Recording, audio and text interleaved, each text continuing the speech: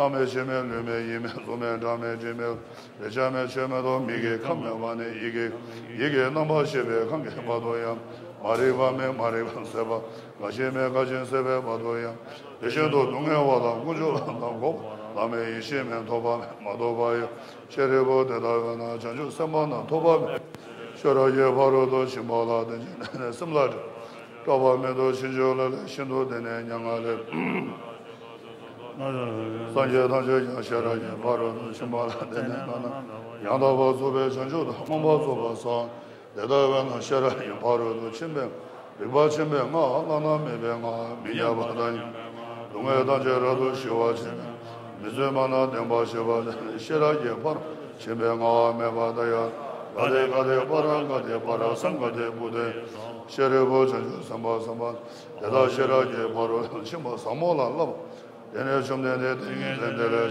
전주 삼바 오바 셔레스 원쇼라레소 셔자와 레로레로리게 모데데 셔노레게 모데데 지다주게 덴바시노 셔라게 바로 삼모라 저바저데 디신 샤바나냐 지수이 좀네되게 되게 제가 전에 서단 셔레드도 바라 전주 삼바 아바셔레스 먼저 탐제다데 오르라라라라메라라마 주소지베 시대인 오마드노 칼라제베 에조다마나 마셔드르 마베도 두바바라마인 보신세네소 간주소 차세루 아가사마르자 라다자나라다 마라야메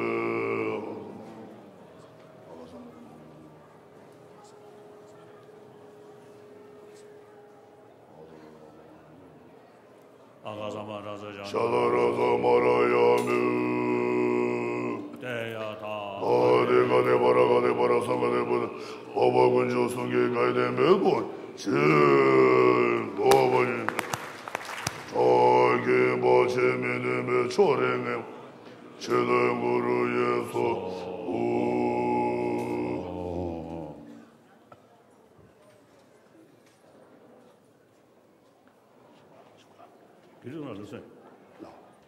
기르는 넘어서요. 기르에 떠나. 여주시와다면 대화단데 마주제면서 소유는 내레슈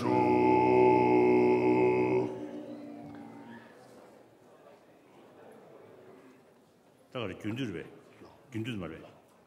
편속에 열어주베 주메고 다예르베레와고 말레시아 지진스베의 샤제도 의샤스 세계 조제에서 먹은 게 권한의 domation 매번점에 양로 의샤스 아와제의 요시시고 모든 세상의 예로를 domation 도소자의 샤라 의샤스 일레레주의 소모나와 제제베 나마나요 도데스제 마멘 셀라드 신예 용의 권제의 동서 주바제 다시든지 전에 뭐지 신예다 의샤스 보도와다베 신제권배 정화와 주바님 보제베 예제구제 손라수와즈 조금 보신세 라바라의 시도 신계노니대로와 공화진세 샤라 의샤스 오도리베 원주제사제 동안에베 다보제루제 자와이 의샤스 여와세베고 바데 처라니바 소라마르제베 동아와 자연수제 샤라구 조건대라고 도제 정보 지바군 연대 정보 신인 조제와 참제주제 의샤스 메세네라라루제 산제고마다진 연대조개 샤라구 샤스 원근연대 자세베네 제도가 주대 응을선하자수 그샤스 주변에 주변로선에베 감사대 주례자세 아들내메니마 그샤스 아들내 샤마다제니 되네네 나레구게 소ye 아노노 요소 그샤스 우예마게 와나가노노스 그거노노 베베가나자수 그샤스 로주스과 재미 결라자 선대로 오셔상가게 줄르제드르yen 我的一些王不归下次，你就啥是家的？你那位赶紧做了随便的我的心给就是，我想被多数归下次。叫我滚了他们。把这些习俗老老把的一些个抽给这个老老，把的你毛归下次。路上单边中人，身上奴婢养个新世俗。我要做归下次。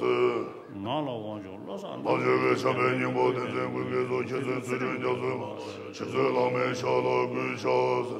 那个我就赶上南边做用着单边。现在这边在七六等等叫做做研究七岁老妹。路上结婚对别摆的些。叫做是给这样这边我了嘛。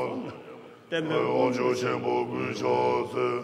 路上单边。阿萨在我面前在这老米路边，看到上面都有，出来叫做归老归下次。要上多少人家钱也给所钱被外来起来了说，我把这边的老归下次。下半年都在世界学给你们人给来。从没去人老马归下次。让小松肉过了，大概没给上，他们这个什么就再有这个。是新年老老归下。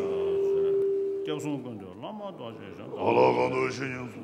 查查就我就跟着听见老马。老老归下。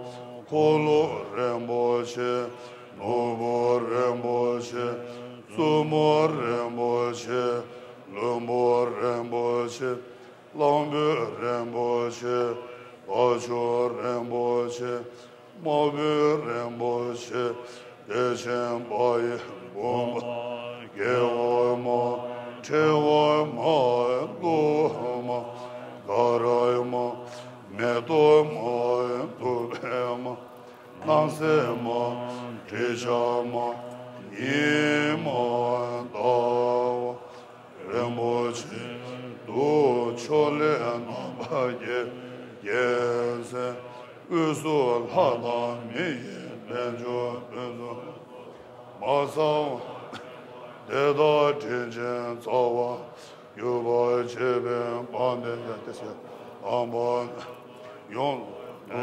용소 때문에 여긴 여원 담지 세보 전부 주선 아와 로사 예셰된 스소 원유 송바 대배섬 생안의 태보 침배순 사모 슈베 생아 의원교 도시 조회 등도 신의 연도도 노도녀의 선진 반직 전예장 소녀소녀 도보소녀와 신예로 这样想去偏南上这样说，你们就想去等我嘛，是吧？啊，这想去东西啊。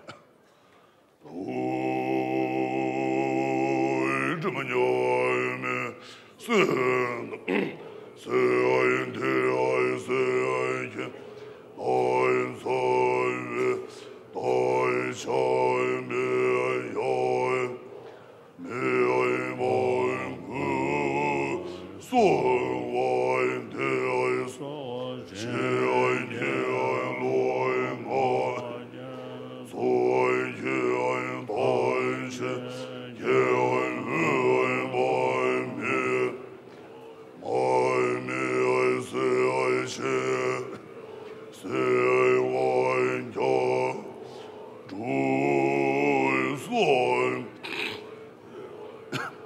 这爱是爱家爱是爱家没爱天爱罗是爱所爱爱是爱是爱知爱知爱是爱是是爱爱是爱呀小没爱呀天也爱你爱是爱么是爱知没爱你属爱me爱是爱是爱是爱上了爱不爱我你爱说爱你爱你是爱知爱爱你爱我是没爱你就爱么爱面说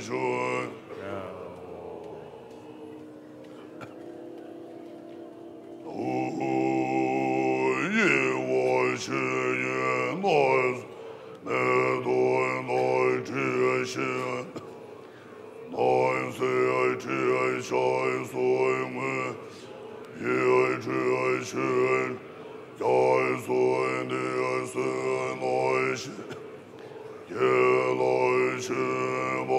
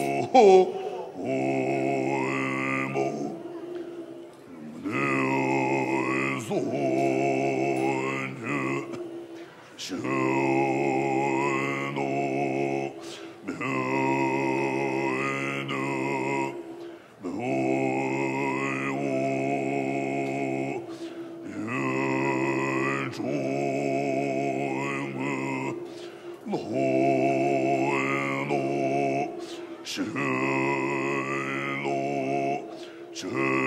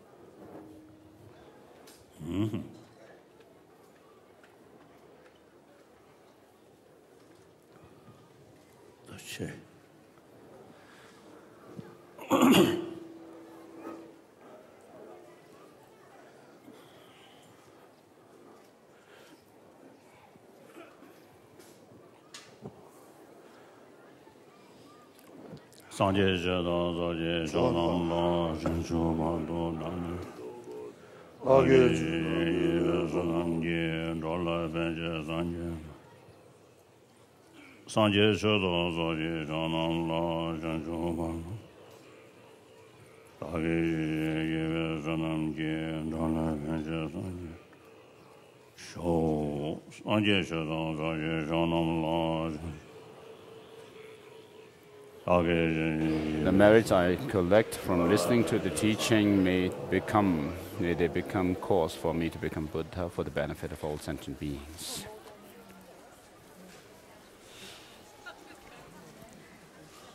Do you want to call friends here so the monks can move? So I prostrated the Buddha, the Gautama, who out of compassion taught the holy Dharma, in order to rid us of all wrong views, distorted views. So today,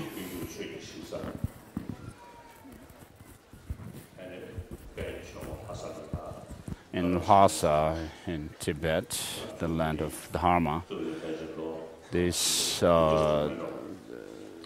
Monlam prayer festival was started around 700 years ago by Lama Tsongkhapa, and so during this period of time we do our best to accumulate merit, make offerings, and do virtuous practices. And since we became exiles, refugees, perhaps we missed this celebration 1 year, but otherwise we had celebrated it every year.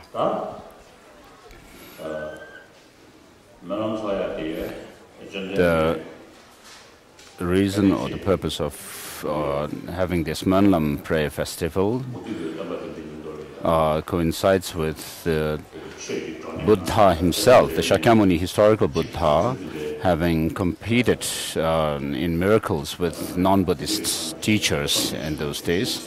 And so this month is called the Month of Miracles.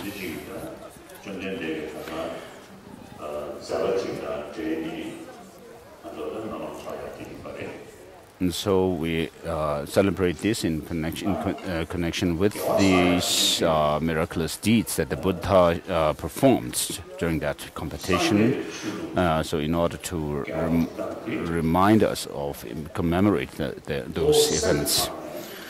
Now with regard to the practice of the Dharma, it is mainly done with by using our mind.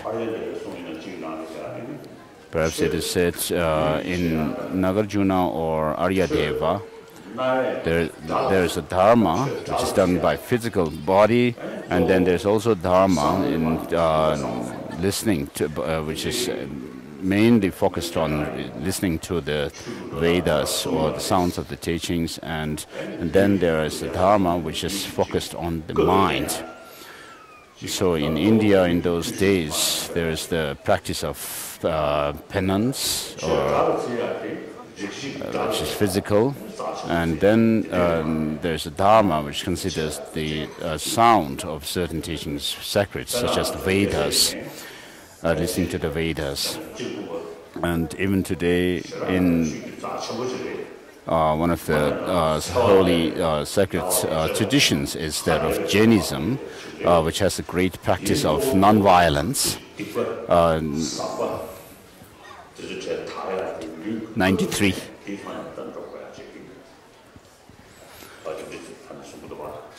And so the Jainism practices do their practice. The followers of Jainism do their practice in order to, by avoiding harming other sentient beings.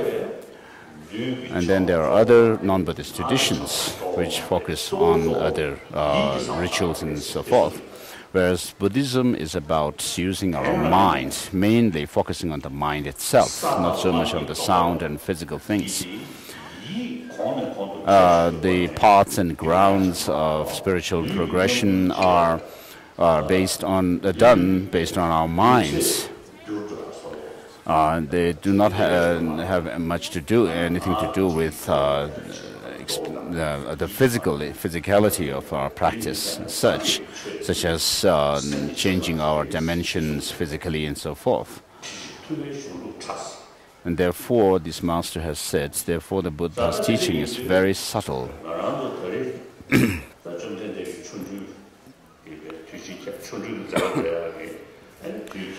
And so on this occasion, coinciding with the Buddha's having performed the miracles, we commemorate him, and with in doing so, we do lots of virtuous practices. Many of us, when we talk about doing some virtuous practice, consider doing prostration or going around temples and reciting mantras as being the practice of Dharma. But these are easier to do.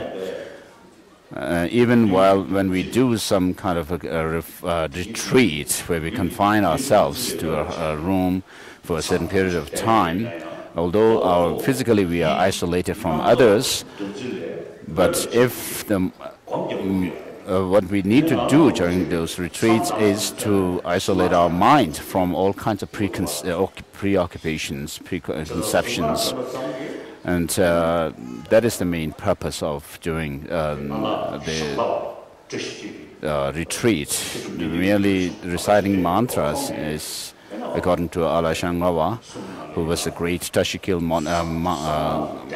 monk, master from Amdo, has said that even if you may recite some mantras hundreds of thousands of times,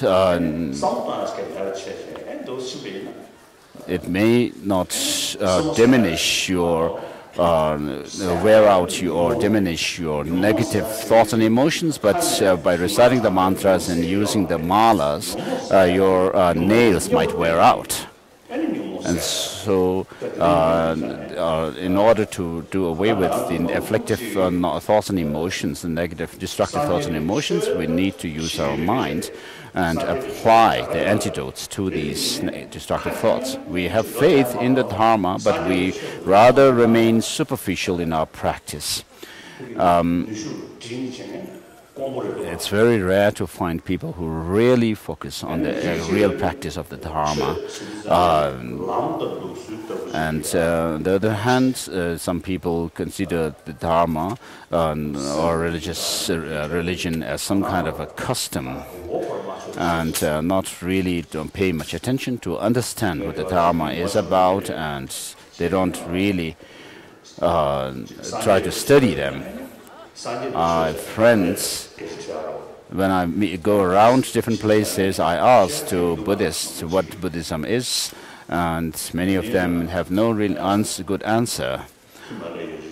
Last year I visited in the Himalayan regions, in Lahore Spiti region, and the people in those regions, in that region, are of course Buddhists, and they came to see me, and I asked them what Buddhism is. And they answered, it's saying I take refuge in the Buddha, Dharma and Sangha. And then I asked, what is the Buddha, what is Dharma? And they said they didn't know. And similarly, in one school, Buddhist school, Indian Buddhist school, they recite this verse, the lines, Buddha, I take refuge in the Buddha, I go for refuge into the Dharma, I take refuge in the Dharma. I asked them what Buddha is, what Dharma and Sangha is, and they didn't have answer. A Tibetan who went to Australia recently, and on his way back to India, he met on the plane. He met Chinese women, and they had a casual talk. And then this person asked the Chinese lady what Buddhism. We talked in their talk. The Chinese lady said she was Buddhist, and then the person asked what Buddhism is, and this lady said it's burning an incense in front of a Buddha statue, and doing that kind of practice is Buddhism. So most of us do not really understand and do not study what Buddhism is. And so if Buddhism is merely about saying I take refuge in the Buddha and so forth, then we do not need all these great canonical texts. In the other religious traditions, there are not so many texts like we have in Buddhism. Most of the religious traditions are theistic religions, who assert that the followers have to keep their faith in the God, and there's not. But in the non-Buddhist traditions of India, there are very deep philosophical traditions as well. And Buddhism is very vast, and also it has a very profound philosophical theory. And therefore, according to the mental dispositions of the followers, the Buddha himself taught different philosophies. And also there are many different interpretations of the teaching of the Buddha by different masters. And so we cannot merely suffice with faith in the Buddha, and because the different philosophical thought in Buddhism evolved because of different mental dispositions of different people. And so therefore we need to do analysis, use our intelligence. And whether it's Tibetan Buddhists, or Chinese, or Japanese, or Koreans, or Vietnamese, with whom I have greater connection, and also Sri Lanka and Thailand, Burma, a few people come to my teachings. I come in contact with few of them. So I always tell everybody, all of these people, that we have to be today a 21st century Buddhist. What that means is we cannot take Buddhism as our some kind of our custom, like saying that I'm a Buddhist because my parents are Buddhist. But we need to do study of Buddhism and understand the unique features of Buddhism and what differences it has with other religious traditions. Then we will know what Buddhism is talking about, and therefore this is the reason why I say we need to be 21st century Buddhist. And on the other hand, our education has rather improved, and the more the educational system is becoming improving, people's using intelligence also becomes better. And also there is great change materially in the material world. And there are lots of distractions on the outside, when that is happening, if we don't have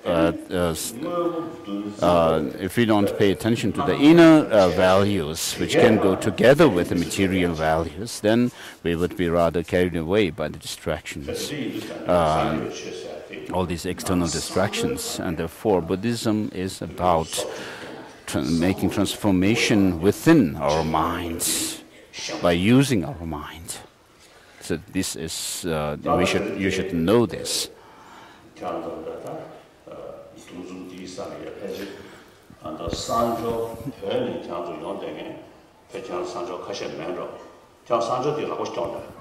So there may be many Tibetans who have come from Tibet, the recent arrivals, and raise your hands.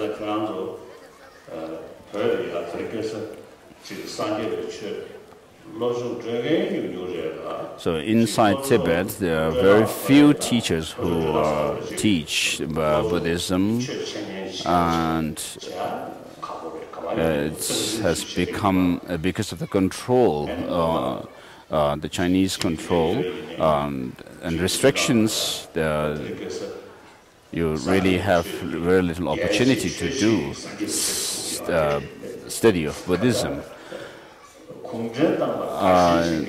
In order to study Buddhism, you have to follow certain rules by the Chinese. You have to go through what is known as re-education and so forth. So you have to follow the communist rules, which is very difficult. And therefore you have very little opportunity to study Buddhism, and therefore I am talking to you, and please listen carefully. So Buddhism, in order to practice Buddhism, you have to study it, practice it based on your study and understanding. So you have to see how people who are more or less distracted to the external world, such as music and different sights, beautiful sights, and also good food, nutritious food, and also scents, fragrance, perfumes. So all these sensual objects, the visual objects, sounds, odor, taste, and tactile objects. And because of being obsessed with them, then they also indulge in all kinds of sensual experiences. And they enjoy the music and sights, good sights, beautiful sights, and so forth, and spend their life in that kind of distraction. And so for them, their happiness is more or less dependent on these external distractions. So long as these external distractions are there, then they keep themselves joyous or happy. Whereas once they stop, then they are not able to kill their time, and they cannot do much. They feel they have nothing much to do, and therefore in order to spend their time, they go around the world. So what happens at the end is, when these sufferings like aging, sickness, and meeting with what they don't want, and not meeting with what they want, when these happen to them, they become rather desperate, and they tend even, it leads them even to the point of thinking of committing suicide. So what religion teaches is, of course, we need all these material things, such as food, clothing, to nourish us and to keep our body warm, and also the other necessities in life. These are favorable conditions for our living, but then mental happiness or joy has to mainly come from our in the world of mind. And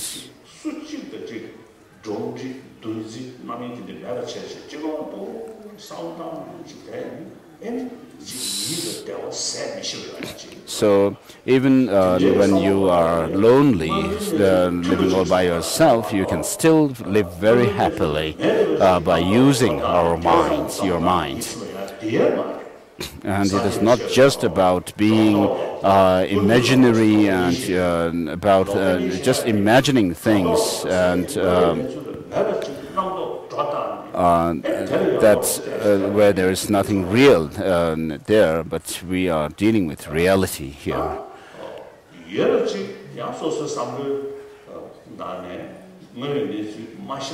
And then there are cases there where even though things are facts, but then people tend to deny those facts. And so they have developed what is known as the wrong views, wrong notions, which are exaggerated on the one hand, and on the other hand, just denying. And so you have to, with regard to Buddhism, what we are talking is we have to know the reality as it is, and then accordingly deal with the situations. And therefore, when we face with the sufferings of aging, sickness, death, meeting with what we don't want, and we're not meeting with what we desire, and so forth, we can think that these are, of course, nature. And we can also think that whatever happens to us is because of our karma, and therefore this kind of thinking can help stop anger and desperation and so forth. So there is a big difference between people who believe in a religion and not believe. So I know some friends who have suffered under the Chinese, and when they talk, of course, when people who have lived under the communist, when they talk about their suffering, they become very intense about it. Whereas on the other hand, we also have problems, but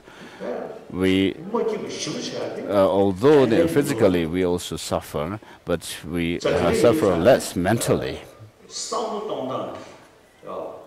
And therefore, because of knowing the reality as it is, then we are able to deal with things with a realistic approach. As it is said in Shantideva's Bodhicharya Avatara, Guide to the Bodhisattva Way of Life, if there is a way out, then why be unhappy? If there is no way out to overcome sufferings, then what is the use of becoming unhappy or worrying about them? And therefore, this is what Buddhism is talking about, using our mind and dealing with problems. And especially within Buddhism, what we are following is the Nalanda tradition, in which we make distinguish between what can be literally taken, with regard to Buddha's teaching, what can be literally taken and what cannot be taken literally. And therefore, there's great emphasis on examining the teaching of the Buddha.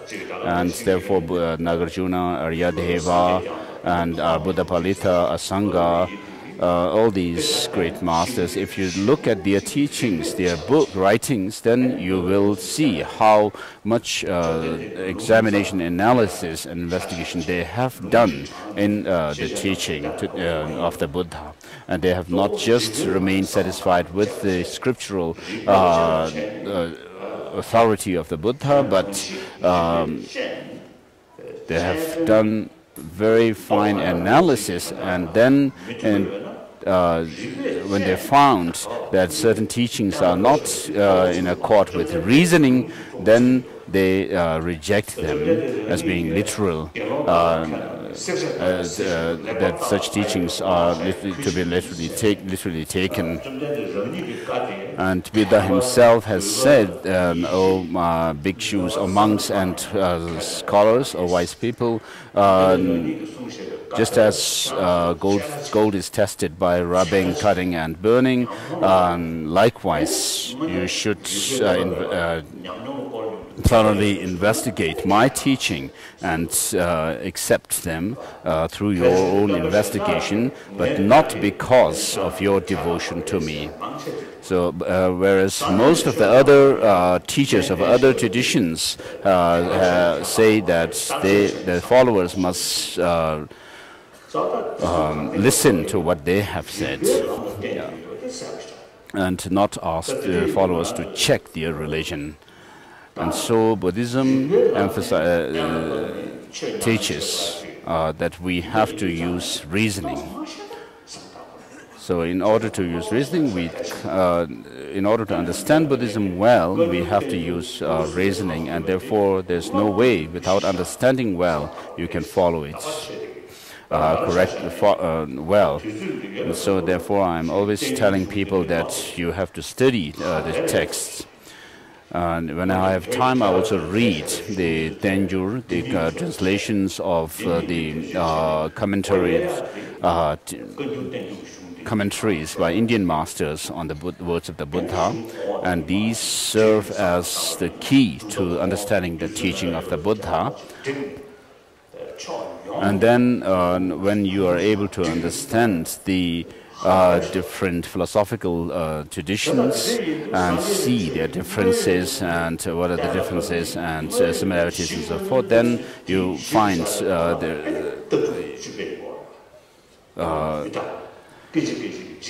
them to be amazing. And the teaching of the Buddha regarding impermanence of things and interdependent nature of things, which these talk about the reality of things on the basis level.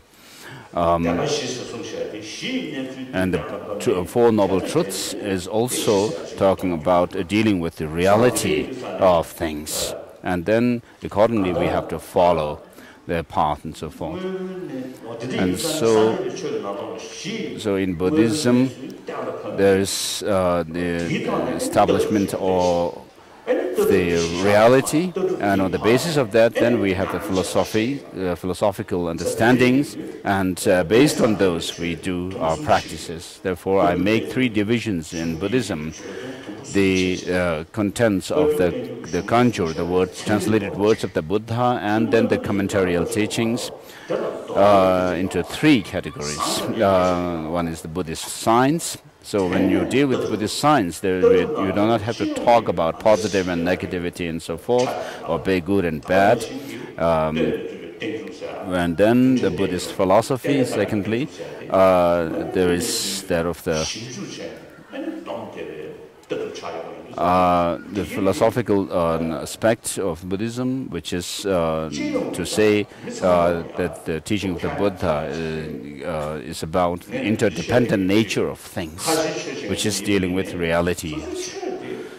And I also say, even to some Muslims, I tell them that this view of interdependence is something which they can also learn. If they know it well, then it can help them in their thinking. Whether they are followers or believers or non-believers, they can still follow these the views and the reality, the Buddhist science and Buddhist philosophy, which are universal. And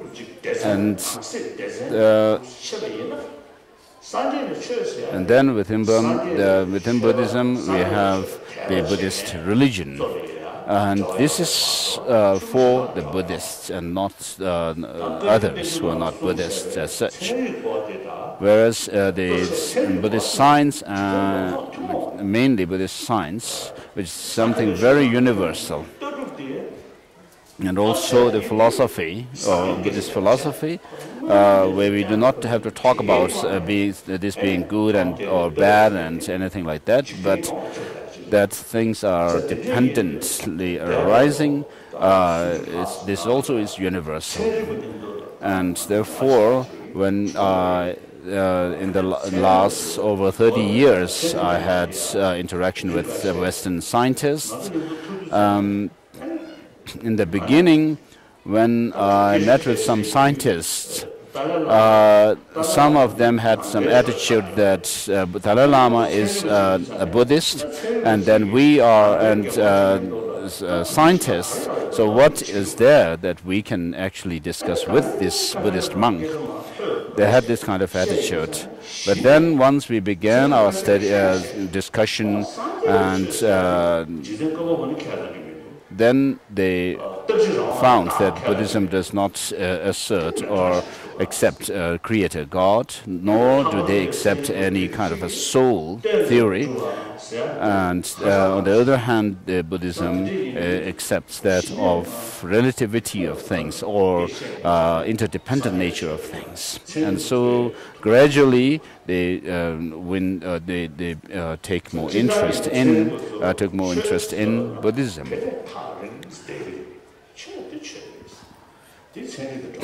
Whereas scientists rather keep distance from other religious traditions, saying, okay, this is the religion.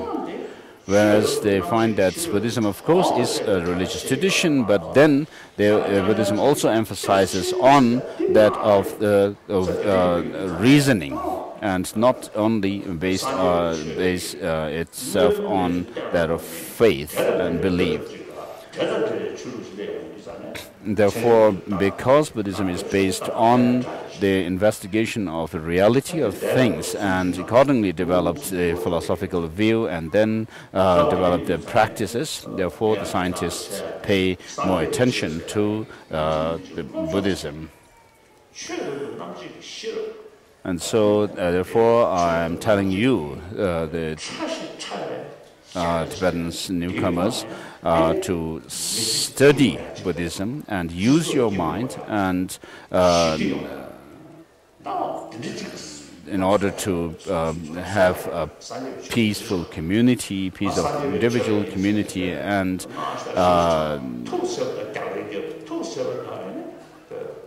whereas if while you call yourselves Buddhist, maybe you are easily provoked with anger, and this is not what you should do. But where you have to make yourself able to confront the situations and not become angry.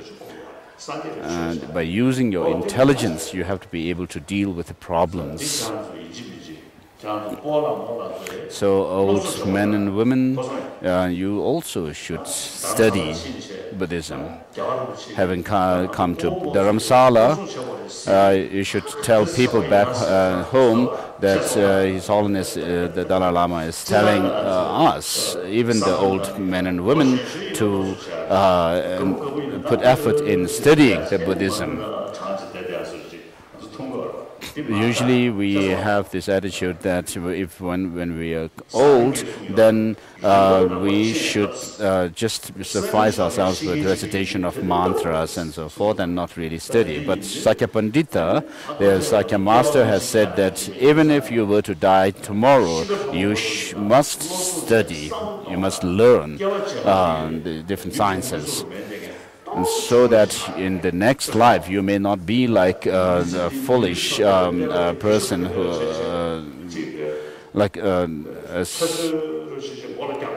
the Tibetan analogy for that is like a donkey who doesn't know anything. But so even if you are going to die tomorrow, you have to study Buddhism to leave imprints for the next life. And you have to understand, in order to practice the Dharma, you have to understand it. There's a big difference between someone who practices by understanding the Dharma and who practices without understanding it. It's a huge difference. And so mainly Buddhism teaches what Buddhism teaches in essence is that of the practice of non-violence or not harming, and the philosophical view of interdependent nature. And with regard to the first one, that is non-violence, even Jainism and other traditions all have great practice of it, whereas in Buddhism, so this is common to Buddhism. And then in other traditions, they talk about doing practicing or cultivating compassion and so forth because of the theory of creation. They say that those who follow theistic religions, they say that we must have love towards all sentient beings, all creatures, because we are all the same creature of the same creatures of the same God, the Creator. And that is the reason they use, which is very good. Isn't it? Whereas in Buddhism, when we talk about practicing non-violence or compassion, not harming others, the reason we say this is because our suffering and pain and pleasure are results of our causes and conditions. And if you create a cause which brings about happiness, you'll have happiness as a result. And if you create a cause for suffering, you'll have a painful experience. And therefore, if you harm others, then what you are creating is a cause or karma for painful experience. If you become, for example, it's very obvious that if you try to harm somebody, hit somebody, or fight with somebody out of anger, then you also hurt the other person as well as hurting yourself. But when the anger has subsided, then perhaps you might feel rather shy and ashamed. So having fought with someone in the neighborhood, and the next day when you have to pass by that person's house or something, you feel rather shy and ashamed, embarrassed. So rather than doing that, if we are able to help others and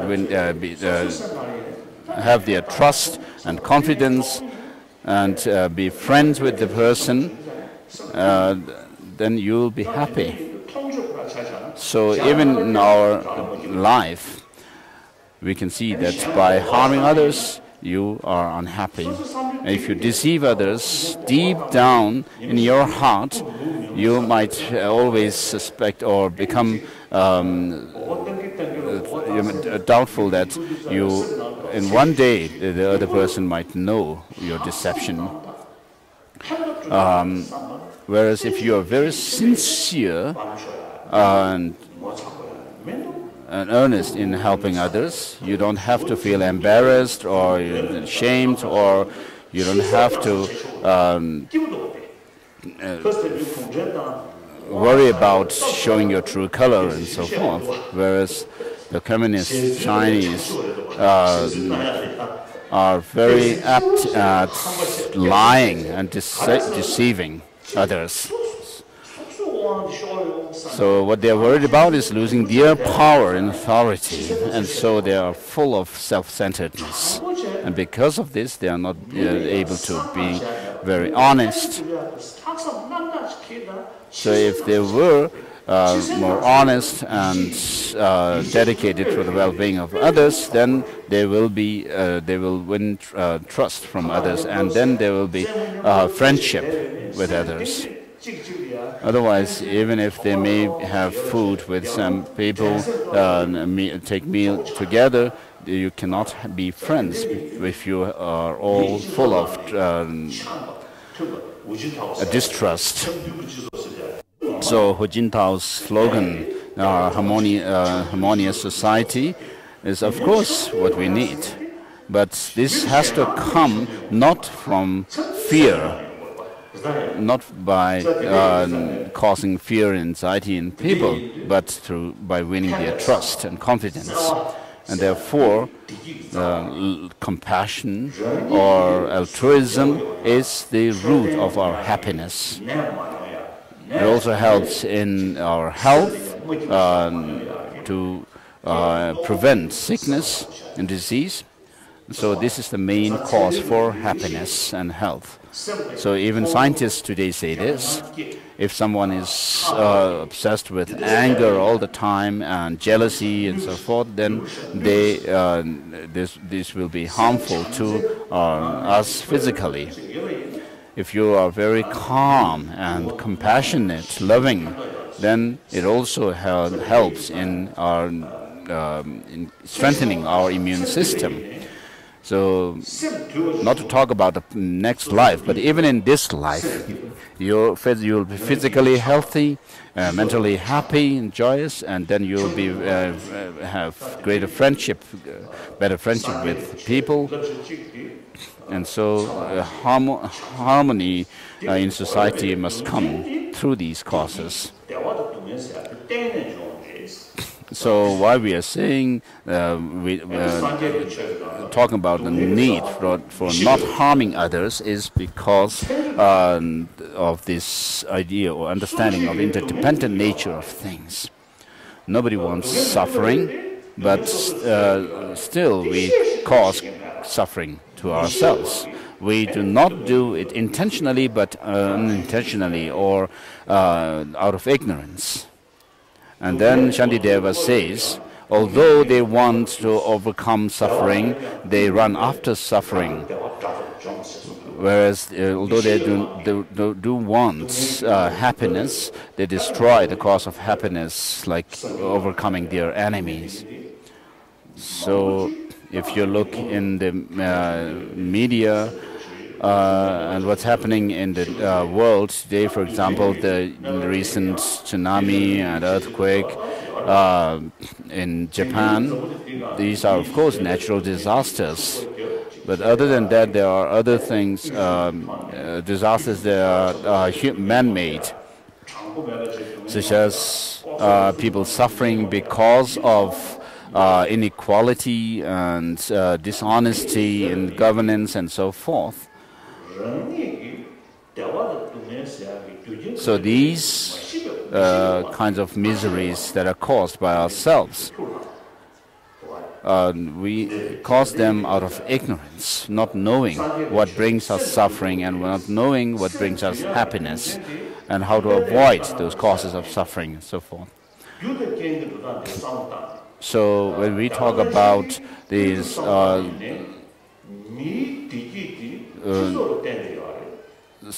pain and pleasure, we don't have to just resort to the authority of the Buddha's words, but we live in a society. We are human beings, as social animals. Our happiness and joy, pleasure, pleasant experiences are dependent on others. Our economic development and so forth also are dependent on others. So if you think from the point of view of interdependence, then you'll have rather holistic view of how to make gain money and so forth. But if you don't think about that, if you neglect that, then you will be rather selfish and narrow-minded. So, because in most cases we see only one dimension of the things, we create lots of problems for ourselves. Whereas if you look at things from different angles and have a holistic view, then the things will be different. We are going to be able to deal with the problems in a better way. And therefore, understanding of interdependence is very essential, and you should also study Buddhism. And if you understand this, then it will be better for you. So I wish to tell you this. And then, as I said earlier, there was earthquake in New Zealand, and then there was a huge flood in Australia, and also in Russia. In many regions of Russia, there's drought, and also in China, many parts of China, there's been lots of drought, and also in Japan, the tsunami, and because of which there was this huge disaster, and because of the tsunami, and then the damage also happens to some nuclear reactors in Japan, which also cause some danger to people. So we should make prayers for everyone who have suffered, who are suffering, and also ourselves, Tibetans, who are going through a difficult time, and people have died untimely death, and there are people who. And then recently, just a few days ago, we had one Amdo monk who self-immolated himself, and so for all of them we should make prayers. And I wish to say this also. And during this month of miracle, what we do is, because we are commemorating the enlightened deeds of the Buddha, we have the tradition. So during this, and therefore we have this tradition of reading a story from the Jataka Mala. And I also here wish to say something about the Tibetans, something about that is related to the Tibetans. We have become refugees for 52 years now. On the one hand, we are refugees. And during this period of time, of course, there has been some progress and development in Tibet. The late Panchen Rinpoche has said that, of course, there has been progress in development in Tibet, but what Tibet has suffered it cannot be matched by these developments. And so all Tibetans inside Tibet are living in fear and anxiety and always in suspicion. Even in China, it's not just the Tibetans, but even the Chinese themselves. I met some Taiwanese recently, a friend of mine. He told me that some Chinese from the mainland China, students and tourists, come to Taiwan, and I asked him what impression they get once they are in Taiwan. And the answer he gave me was that after a few months in Taiwan, they get the feeling that they are in a completely different country.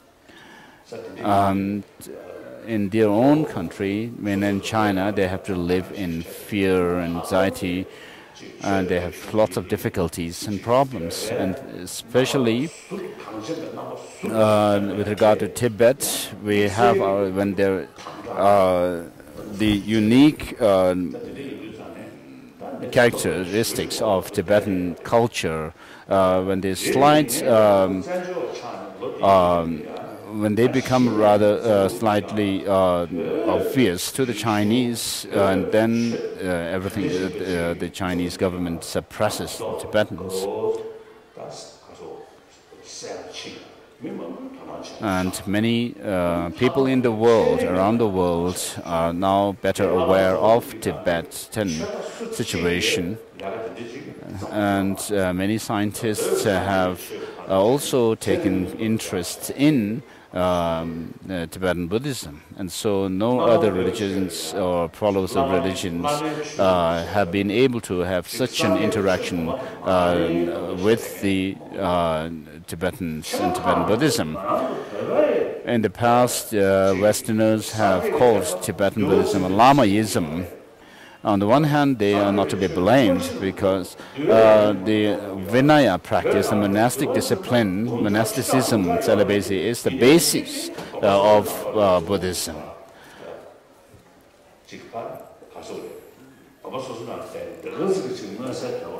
Of course, people have kept the Vinaya discipline and vows, but lived in monasteries, and there were people or are people who pretend to be great teachers, but then they indulge in alcohol and sex and so forth. And then we also have this custom of wearing masks and doing some mask dance and so forth. So because of all these externality of the external factors, people have called Tibetan Buddhism Lamaism, as if it were not a true Buddhism. One time I was in Australia. I attended this world conference on religions.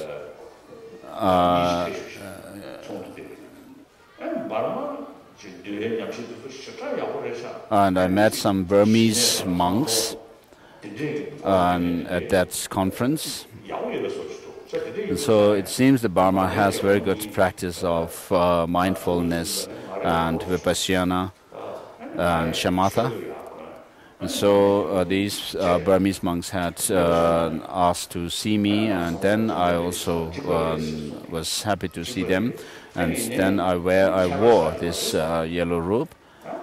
And when I met them, they said, of course, we are following the same Buddha, the same teacher, but there is big difference between us and your. And so I thought that, oh, they are saying this because of all these external practices that we have. Such as doing tantric practice and doing the ritual cham or the dance, wearing masks and so forth. So, of course, we have been doing this for centuries, but we have not been able to overcome the evil and so forth. Whereas, of course, if these practices of tantra, such as using rituals to overcome evils and so forth, were done with the help of single-pointed concentration and higher practices, they would bring some effect. And then we have practices where we suppress evils and also burn them and so forth, but without the real cultivation of concentration, single-pointedness of mind and so forth. If we do this home practice,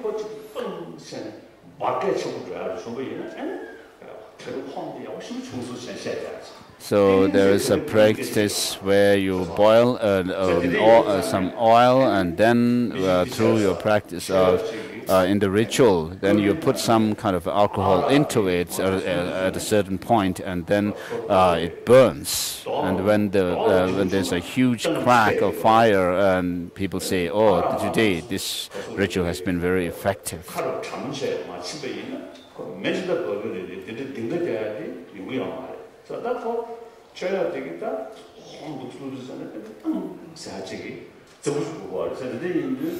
So when this one time this was being done, and then the attendant to the Lama who was performing this ritual put this alcohol in some kind of a container or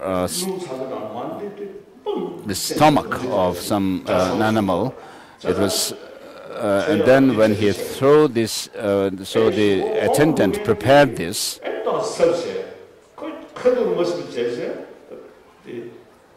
And when the Lama who was actually performing the ritual, when he threw it, because the stomach of the animal was, the alcohol was wrapped in the stomach, when the Lama was going to throw it into the hot oil, he wasn't able to actually throw it into the oil, but it just rolled down on the ground. And then the attendant ran after it and put it into the hot oil. In order to, so the attendant's idea was to make a huge sound with this when the alcohol was thrown into the oil, so that it burst, and it wasn't successful. And then at the end of the Tibetan year, the Namgyal monastery monks in the past used to do certain ritual. And when this was done, when this practice of burning the oil or causing fire in the oil by throwing this alcohol was done after it, then and when the oil burst, it would spill all over the ground, and then the Tibetan nomads would come on the ground and they would just roll their body. They were wearing animal hides, and so because of that they would roll on the oil so that it helps their jackets. But when doing these rituals, people in most cases did not have real powerful concentration, but these rituals were still done. And Namgyal Monastery in the past used to have good ritual practice, but not real study of the Dharma.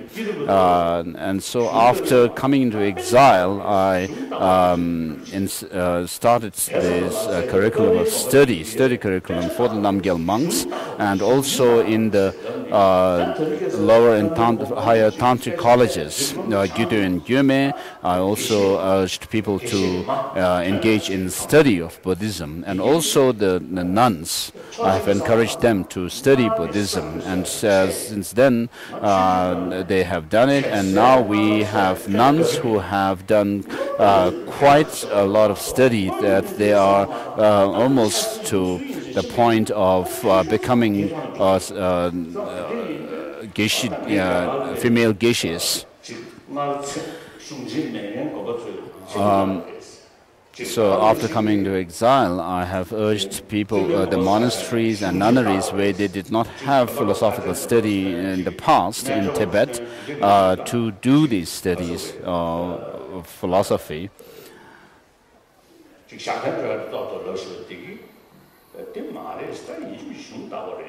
And monasteries are not only meant for performing rituals and going out into lay people's homes to do rituals, to perform rituals and so on, but to study. I also teach the geishis, the learned monks. We should not just focus on what we have had in our tradition, but for example, in the case of debate, the dialectical debate, we have to be able to use this logic that we use to study the Dharma to other subjects, secular subjects as well. So we should not just be satisfied with what we have so far. We have in the past, we didn't think about making any kind of a progress and advancements, but we just use what we had.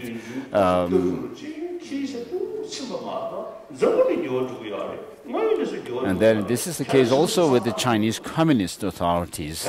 They still hold on to their ideology, communism, and whatever their ideology is, and not try to change in order to be able to go on par with the rest of the world. Things are changing in the world, but they want to still remain the same.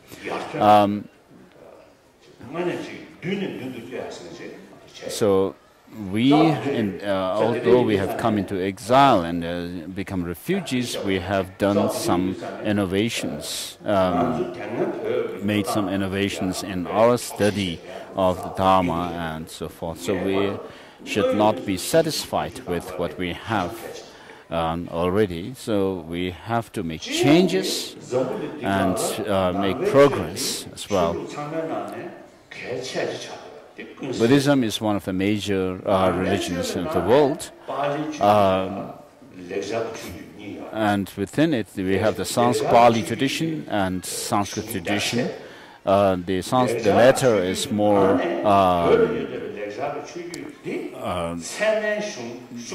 broader, and especially we have the study of logic and epistemology.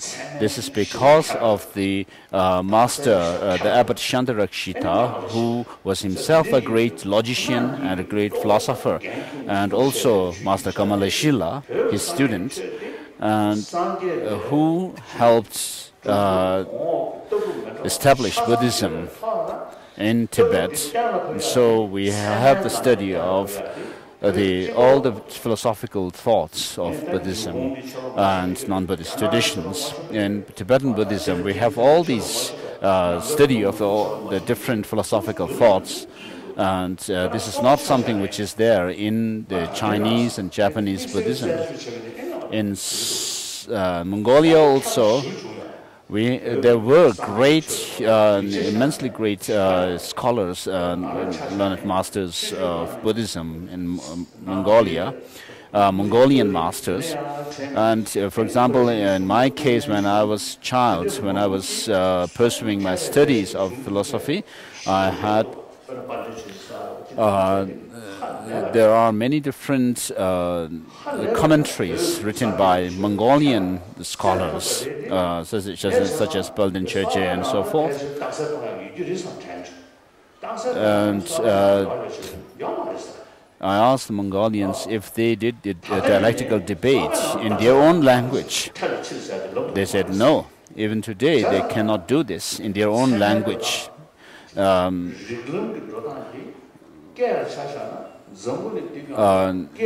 it comes to using logic of consequences and so forth, talking about the absurd consequences and so forth, they cannot do this kind of dialectical debate in their language.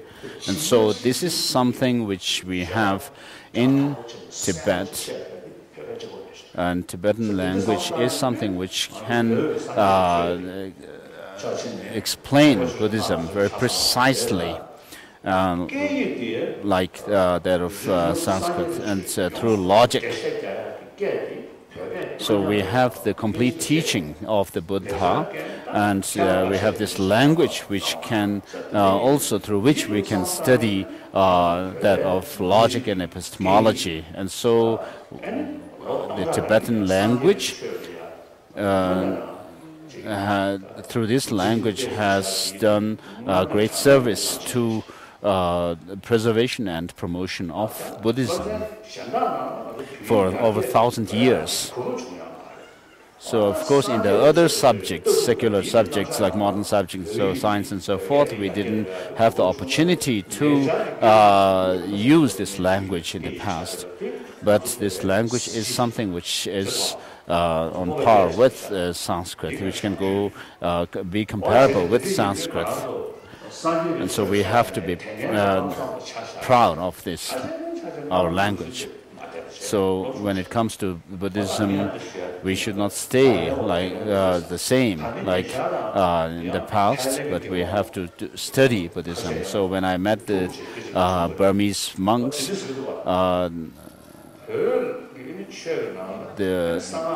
they said we have big difference between us.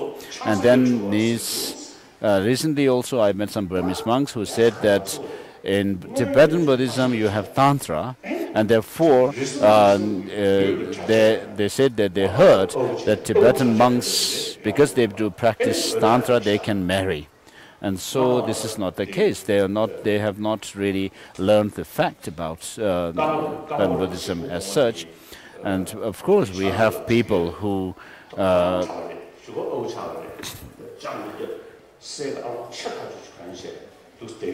the previous Karmapa Rinpoche's attendant was first a monk, and then he disrobed, and then later on he disrobed, and then he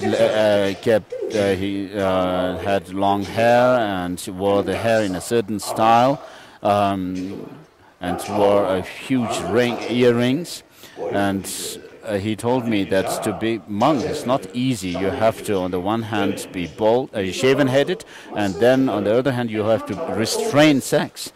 And so I saw recently one monk who had long hair, and then I asked him whether he was a monk, and he said yes. And then I told him, if you are a monk, then you should not have long hair. You have to cut your hair, and you have to, if you are not a monk but a tantric, you have to wear the robes accordingly, white robes.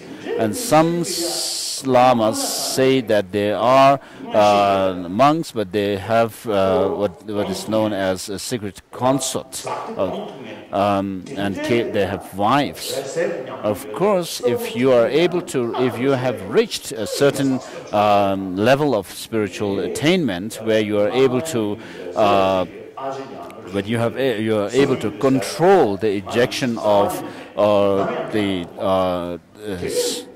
vital semen, and are able to have you are able to do that and use the clear light minds actually in your meditation. And then, of course, that may be special, but we have very few people. It's very rare to find such people. And so these Burmese monks have said that the Tibetan monks can marry. How is that the case? How possible? And so, because of our own doing, people get such misunderstandings, misconceptions. And so,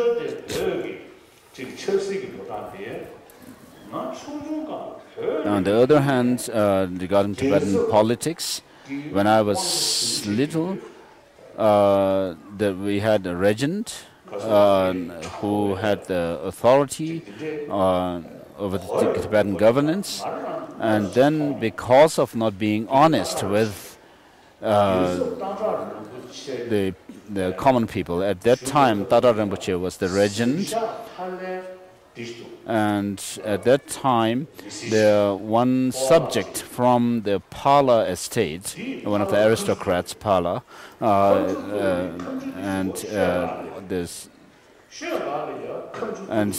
there was a legal case against this subject of the Pala estate, and this common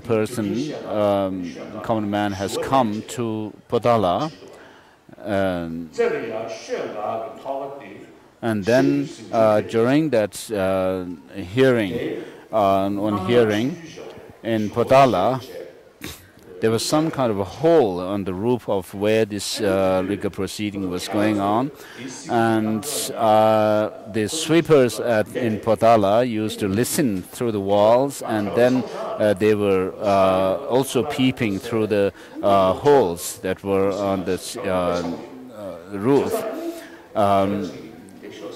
And one of the sweepers called me, and I just creeped over there, and I sneaked in, and then I looked down, peeped down from the hole that was in the ceiling, on the side of the ceiling. And so, although the legal proceeding was going on, and then the defendant was making his point, but then instead of listening to what he had to say, the regent was actually scolding him without listening to him. And then I felt that if we have no honesty in this kind of proceedings, then it's really bad. So even at that time, as a child, I had thought that the Tibetan governance of where one person has the authority of both over the temporal and spiritual authority, is not really a good system. So after I was enthroned, then I started a reform committee.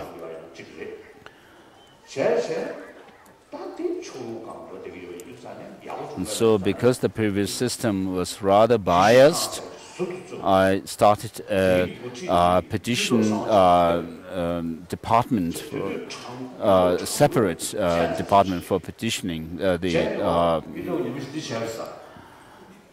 And then the UTOC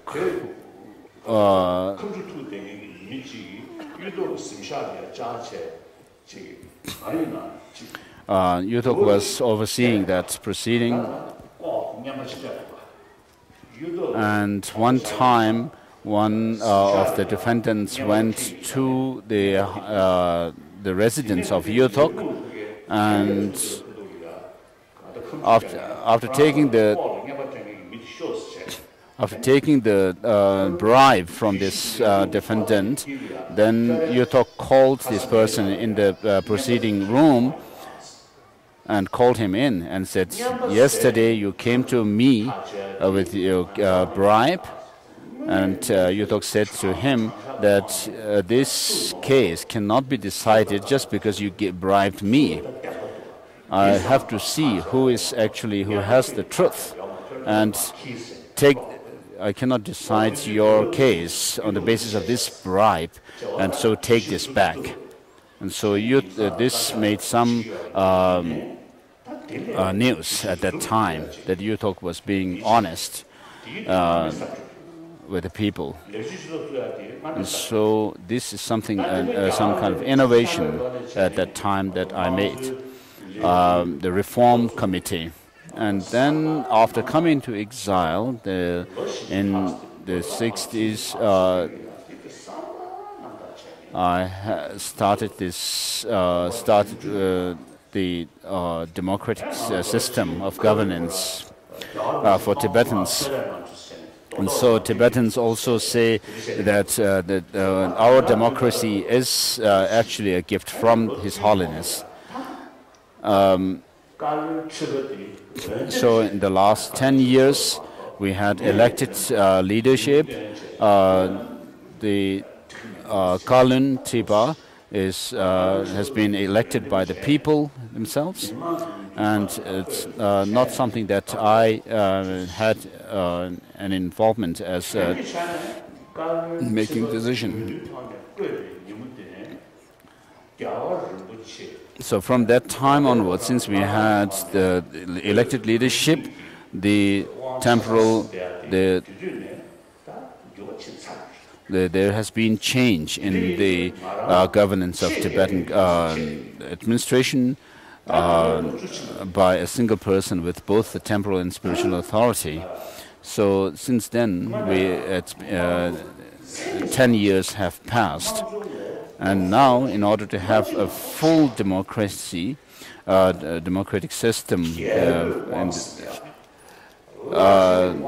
without the rule of some kind of religious teacher or kings and queens, we have to follow the trends of the free world, which is that of democratic system. For example, India, of course, it has huge population, lots of problems, and there are many different languages. Eastern Indians, Southern Indians, Western, Northern have many their own different religion and culture. But still, India as a whole remains very stable as a democratic country. Whereas in China, the authorities have to spend so much money on security. It's not that the money that they spend on internal security is more than exceeds that of the defense budget. The Communist Party is supposed to be for the welfare of the people. And so if the authorities, the leaders are elected by the people, then it would be good, meaningful. Whereas if the authorities have to keep power at the barrel of the gun, then it's not really good. So I feel that it's not good that I, as the Dalai Lama, keep the power, the ultimate absolute power over the spiritual and temporal and spiritual. So during the first 4 Dalai Lamas, the Dalai Lamas didn't have any temporal responsibility, whereas this started since the 5th Dalai Lama. Now we are in the 21st century. Now it is the right time to make changes now. Of course, change will happen eventually, but if it were to happen through pressure from people, then I think that it would be a disgrace to the Dalai Lamas as well. Since the 5th Dalai Lama, Losang Gyatso, the Dalai Lamas took this responsibility of temporal and spiritual responsibility of the Tibetan nation. And so I am the 14th Dalai Lama. Now, with pride and happily, if I end this rule of the Dalai Lamas, it would be great. No one can make this decision for me, but I can do it. And therefore, if we have a political leader who is elected by the people, who can take this responsibility of the Tibetan governance, political side, then it would be very good. So if it remained like now, then when I'm no more there, here, then it would be like something is not completed. So as for me, maybe I can boast about it. I have done quite a deal for the Tibetan cause, and Tibetans inside Tibet are trusting me, and the exile Tibetans also are trusting me, and then there are many other people around the world who trust me. And so at such a time, if I leave this temporal power over the Tibetan government or administration and return to the original status that I had, the Dalai Lamas had during the first 4 Dalai Lamas, the first Dalai Lama was even called an ecumenical master of the yellow hat. Although the second Dalai Lama was called that, so if I could also return to that kind of status of holding the religious authority, then I could work more for the promotion of human values and also to promote religious harmony in the world, in which fields I have made some contribution, of course. And so I get many invitations from different people in different societies, universities and so forth. They're not asking me to come to teach Buddhism as such, but how to promote these values, human values of compassion and so forth. So people are happy to listen to me, the Dalai Lama. So when I am in such a position, in such a scenario, when I can end this rule of the political rule or authority of the Dalai Lama, it would be a great, a graceful one.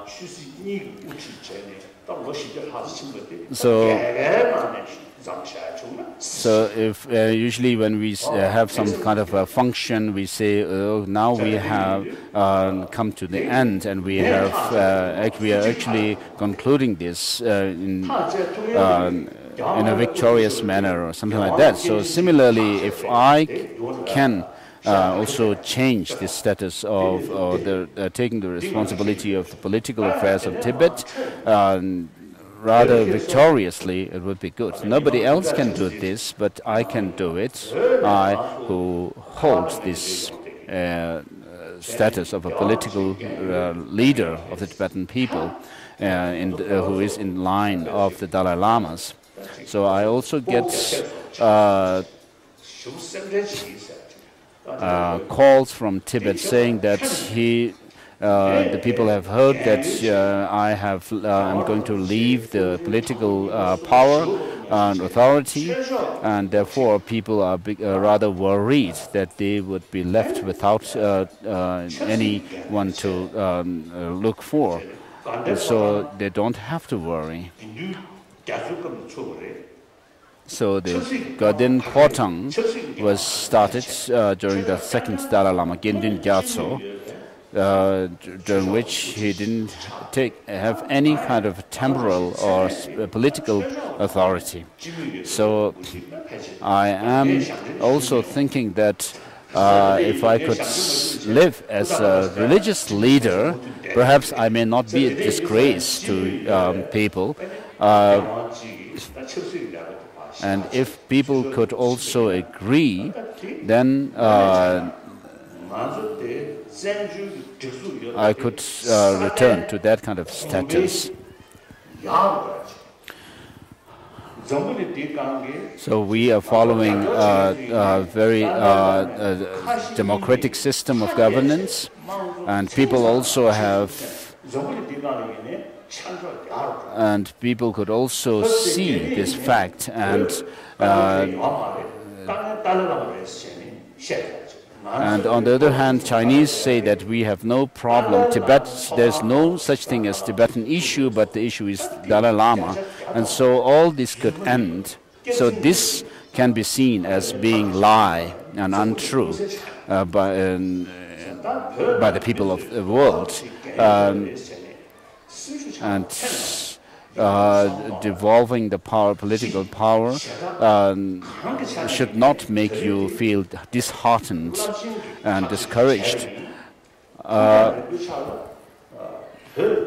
You should still have. So this is done with the. I'm doing this for the benefit of the long-term benefit of the Tibetan cause and the Tibetan exiles community, so that they can actually move forward.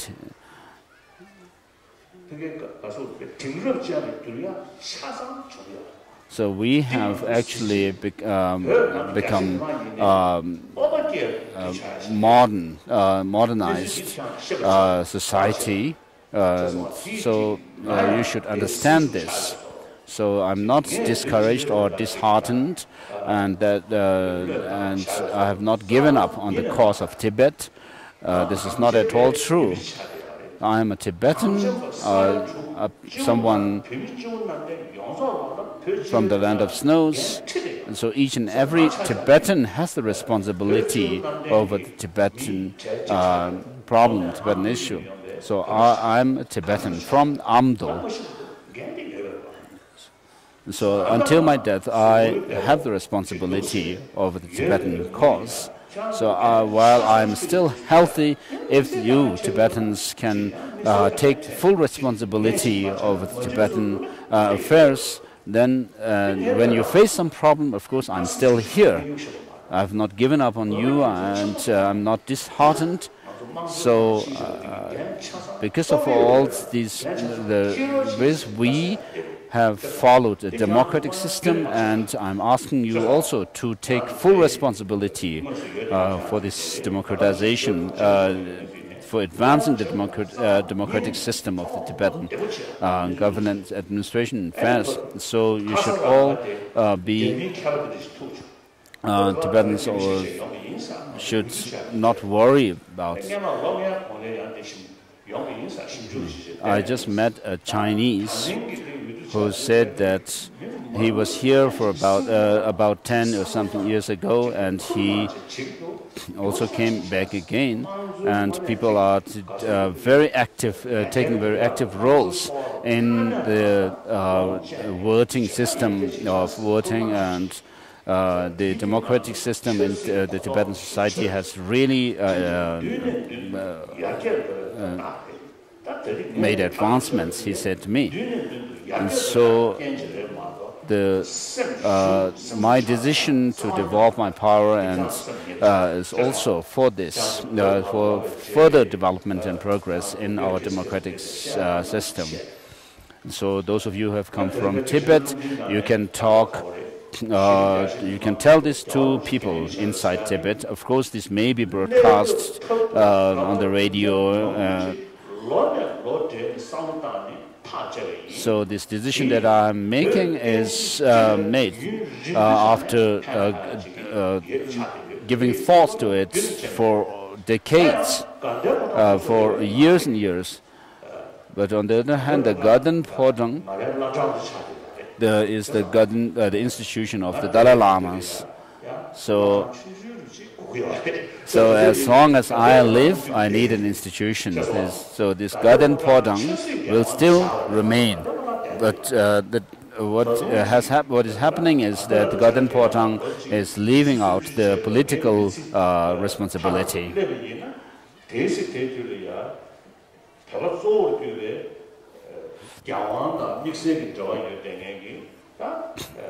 And then for Tibetans, regarding the future incarnations, the next Dalai Lamas, 15, 16, 17, and so forth, will come if the Tibetans, mainly the Tibetans, and also the Trans-Himalayan regions and other people who follow Tibetan Buddhism wants the Dalai Lama to continue, their incarnation to continue. So the Garden Podang will still remain intact.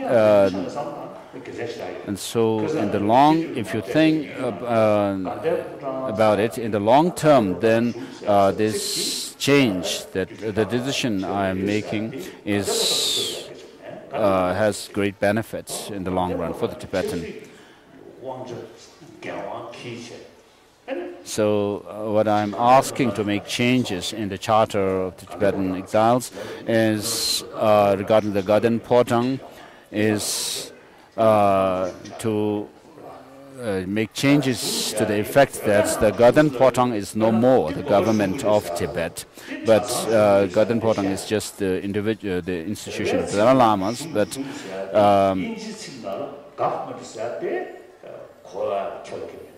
so the Tibetan word shung may not necessarily translate as government. So one journalist in India, in Delhi, one time said that Samdong Rinpoche is the Prime Minister of Tibetans, and then also he used the term Tibetan government. So I clarified to this journalist that we don't use these titles, Prime Minister or the government of Tibet in exile and so forth, but we call our administration the Central Tibetan Administration.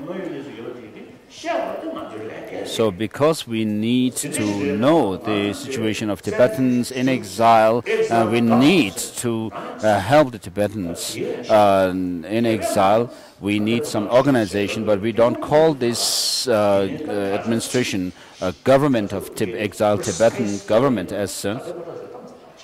So the change that I'm asking is to call the organization that looks after the Tibetans as the Central Tibetan Administration and not the Tibetan government in exile as such, and not the Garden Podang. So we are following a democratic system where people elect their leaders,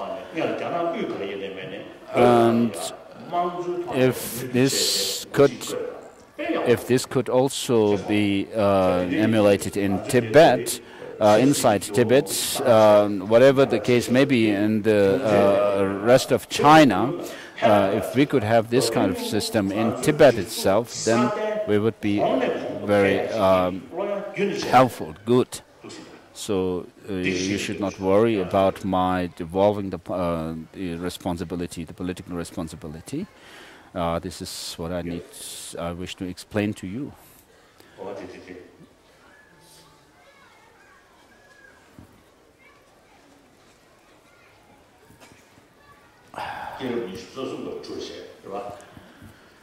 So we are on the 24th chapter of the Jataka Mala.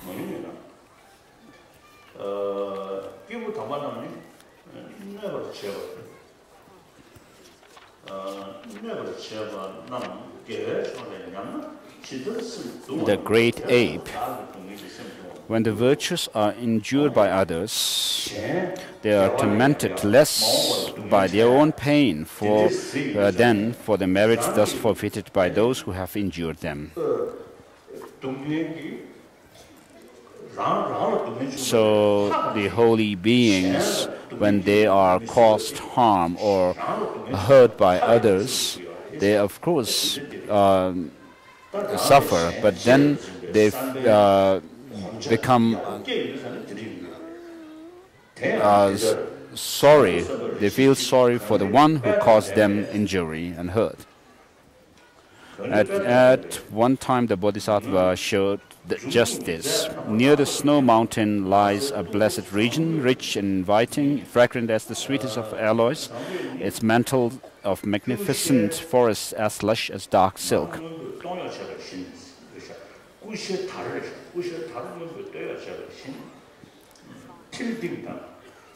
Birds of myriad colors and shapes, such as Telding and Shangshang, enhance the landscape, which is so harmonious in shape and color that it appears to express a grand design. Here, celestial beings spot in the clear waters of spring-fed mountain streams that flow over rocky ledges and tumble down cliffs in great waterfalls.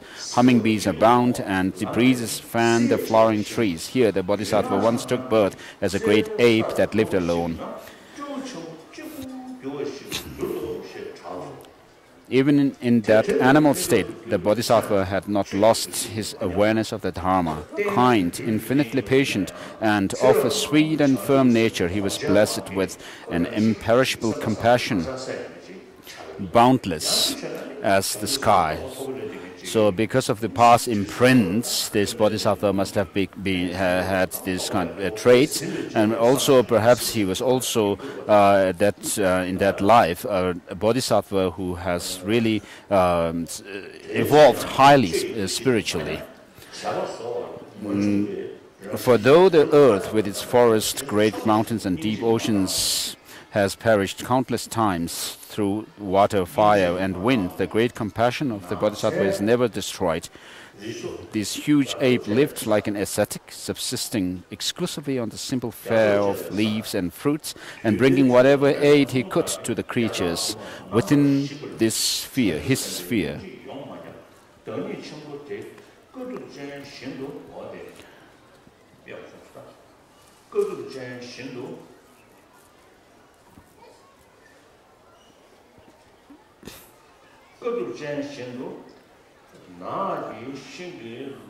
One day it came to pass that a certain farmer, having gone in search of a stray cow, completely lost his way. Unable to determine his location from the star map of the sky, he wandered utterly at random until finally he reached the domain of the great ape. There, exhausted by hunger, thirst, heat, and fatigue, his heart ablaze with a fire of misery and his mind oppressed with the weight of his despair, he threw himself down at the foot of a tree. Casting hungry looks here and there, he spotted a number of sour tinduka fruit lying scattered on the ground. The pangs of his hunger made their bitterness seemed sweet, so sweet in fact that he began to search for their source. He did not have far to look. Rooted in a rocky slope at the edge of a waterfall, the tree grew out over the precipice, its branches laden with a heavy clustered fruit, tawny and inviting. Filled with craving, the farmer mounted the slope and, climbing the tree, reached a branch heavy with fruit. In his eagerness to obtain the fruit, he crawled out to the very end of the branch. Suddenly, unable to bear his weight, the branch snapped as if chopped off by a hatchet. With a cry, he fell headlong over the cliff. Holding on to the branch for dear life, he fell into the ravine and into a pool of deep water which was surrounded by steep rock walls. The leaves of the branch cushioned his fall, preventing any broken bones, and he was able straightaway to climb out of the cold water, but looking in all directions he could find no escape from the forest chasm. Realizing that he would soon starve to death, he burst into tears, the arrow of despair piercing his heart. Overwhelmed by distress, he cried out, "Alas, here in the midst of a remote forest, far from any human ears, I have fallen into a pit like a wild beast caught in a trap. No one, no matter how carefully they search, will ever find me except death. No relatives or friends can hear my cries, only the swarms of mosquitoes who come to drink my blood. I shall never again see the streams, the sky resplendent with its jewels-like stars. I sit here in total darkness, while the black night of this pit hides me from the world." Thus lamenting, he passed many days in the deep pit, sustained solely by the water of the pool and few tenduka fruits that had fallen with him. Now the great ape happened to wander through the part of the forest in search of food, beckoned by the branches of the tenduka tree rustling in the wind. He climbed the tree and peering over the waterfall, saw the emaciated body of the man lying at the bottom of the pit, eyes and cheeks sunken and pale, obviously weak from hunger. The compassion of the great ape was instantly aroused. Entirely forgetting his own search for food, he fixed his gaze on the man far below and in human voice called out, "You there, what are you doing in this pit inaccessible to men? Who are you and how come you to be here?" The man in the pit casting... So perhaps we don't need to continue the reading. So his son is now explaining, perhaps in the Himalayas, the bodhisattva ape was born there in a place where he lived on fruits and other vegetables, and a cowherd had lost his cow and went in search of his cow, and then he lost his way but became very hungry and thirsty, and then he found a tenduka fruit tree. So he ate fruits from that tree and drank the water. So he found the source of the fruit on the cliff. So because he tasted the fruit, he went to get more of the fruits from the tree on the slope of the cliff. On the cliff, slowly as he went to get the fruit, because of his weight, the branch broke and he fell down the cliff into the pit. And because of the water and the branch of the tree, the leaves of the tree, he was saved. He didn't die, but he was in a pit where he could not find escape from. So in Tibet, in Gadong, in the area where Gadong Monastery is, there is such a pit where it is said that the ground kind of just collapsed, And I also saw such a pit somewhere, and when you look through it, you feel rather fear. And so this in the so I don't want to read through the text, but what if I say what I remember. So the bodhisattva ape came there, and then the person was he saw the man lying down there in the pit, and then the bodhisattva wanted to save the person.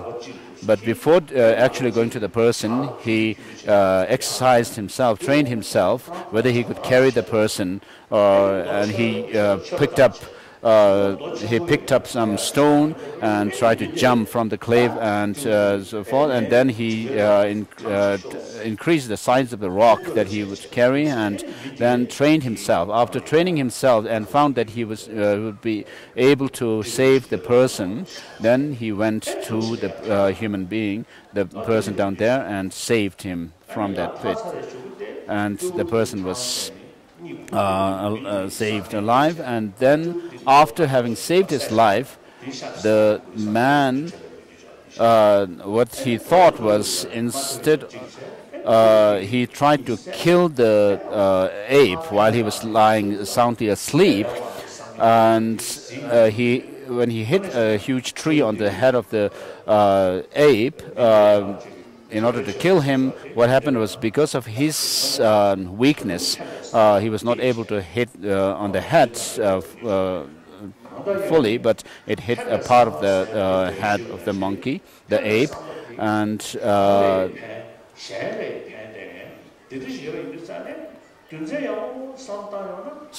because the ape had this altruistic nature, what we can find is, if you are truly dedicated for the well-being of others, then it will bear its fruit. What happens to us is we are more or less self-centered, and also because of self-cherishing attitude, and also because of ego grasping, which kind of work together in unison. How we have lived so far until now, since beginner's time, is, if we hear someone saying there's no such a self, we can't believe it. And also when people talk about holding others more dear than ourselves, then we tend to think that how is this possible? But if you use our intelligence, and if we check around your neighborhood and other people, you will find that this actually, the self-centeredness is the root of all troubles and problems, whereas cherishing others more than oneself and bringing help to others is more bears fruit to benefit oneself. And if you think about reducing self-centeredness and increasing cherishing others, of course you will be able to do that, which has to come through training of the mind. And this is something that I have some experience of, because in the beginning, when I was thinking about bodhicitta, I would think that, oh, this is something very difficult. Of course, it's very good, but it's very difficult. I cannot do it, all sort of thing. But when I thought about emptiness, I could see that this is something I can actually develop the insight into. But after receiving teaching on the Guide to the Bodhisattva Way of Life, then I could change my mind slowly. Whereas I was thinking that it is difficult, bodhicitta is difficult, I could think that that this is something possible. What else is there to cultivate other than this? As a human being, having this human intelligence, if I do not devote energy to develop this altruistic attitude of bodhicitta, then what is the use? So I could, and also by seeing the fruit of this practice of altruism, I could feel inspiration. And this is something that I find to be helpful for one's own health, one's mind, and also bring help others. So I think that this is the practice that I should devote to. Even to others, I teach it. So for all kinds of temporary and ultimate goals, this is the main cause which brings about the fruit of goodness. So without actually making some transformation in the self-centeredness, reducing it, and also without having any understanding of selflessness and emptiness, if you're reciting mantras, may not do so much in terms of helping your transformation within. Whereas if you meditate on cherishing others and also compassion, bodhicitta, even 1 hour a day, then this is going to be more beneficial. So I teach this to others. Some people might think that when I give this explanation, some people might get the idea that how is this possible? But through training, this is possible. As Shantideva says, there's nothing which cannot become easier through familiarization. And so once you see the result, then you will develop inspiration from it, and then you will put effort in it, and then you will actually put effort in developing this bodhicitta within yourself. And this bodhicitta also has to come through with the help of the understanding of emptiness, the view of emptiness. This is not some kind of a stubbornness that you are developing. Bodhicitta is not doing something out of stubbornness, but with the help of wisdom. Therefore, with the help of your wisdom, you understand that you have the aspiration to help other sentient beings, as well as wishing to become a Buddha for the benefit of others. Now, in order to be able to help others out of suffering, you have to see that the suffering and its causes are something that you can put an end to, and then develop this wish to become liberated. Renunciation has to be developed, in other words, and then with this you can also think of helping others out of suffering, and therefore with the help of compassion, wishing others out of suffering, you can develop bodhicitta, which is this wish for the benefit of sentient beings and to become a Buddha. Now, having said this, maybe I should do the ceremony for generating bodhicitta. And so I have a friend, American, and then she became a nun.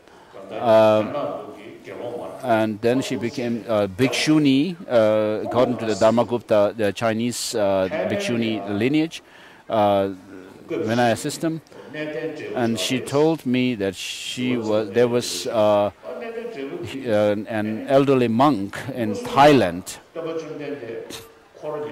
And that Thai elderly monk had actually had a vision of Buddha Shakyamuni himself.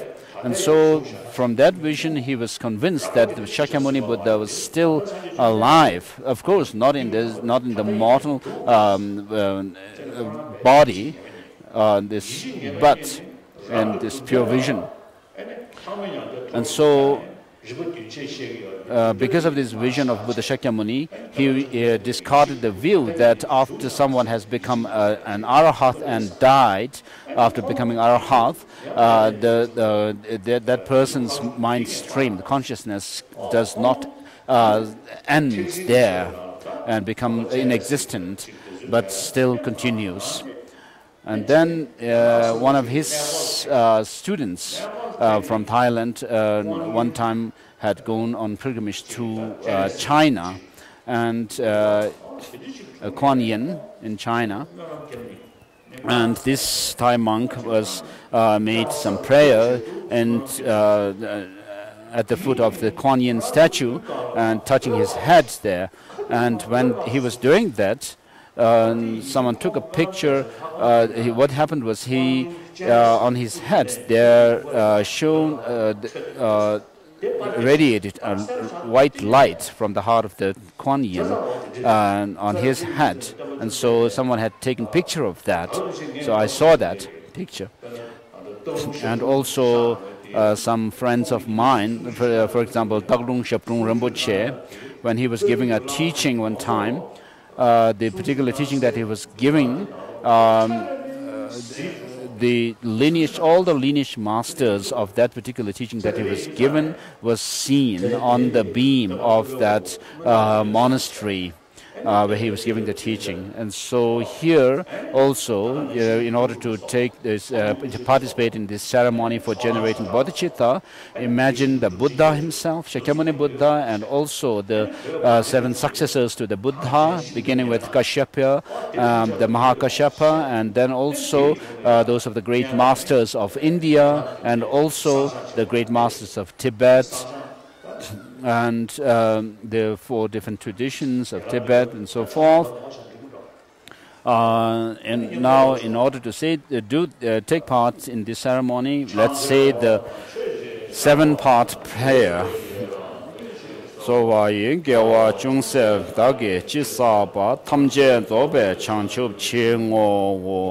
have said is that whatever merit I have attained or gained through the practice of prostrations, making offerings, rejoicing in the virtues and confessing negativities, and requesting the Buddhas not to pass away but live in the world and turn the wheel of Dharma. I dedicate all these for the to become fully enlightened for the benefit of all sentient beings. So these are the 7-part practices, and through which you have accumulated merit and also purified negativities. So bodhicitta is the ultimate infinite altruism.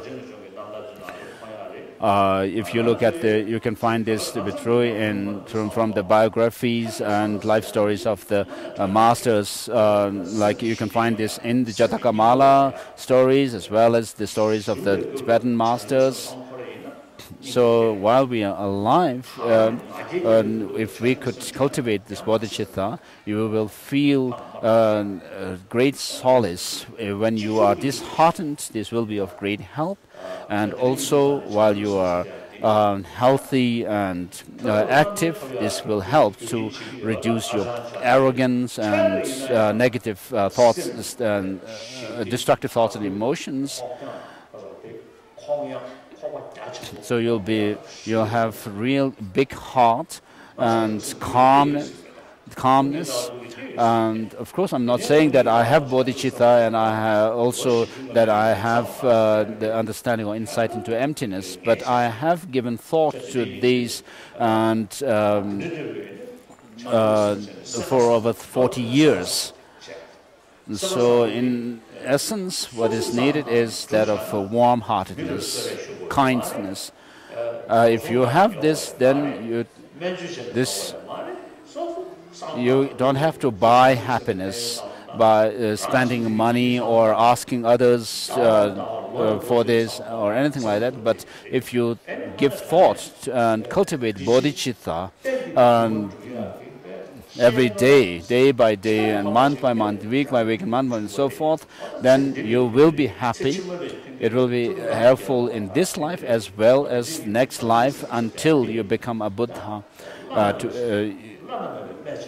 So this bodhicitta, and Atisha has said that even if it may take eons and eons to have this experience of true bodhicitta within yourself, it is worth.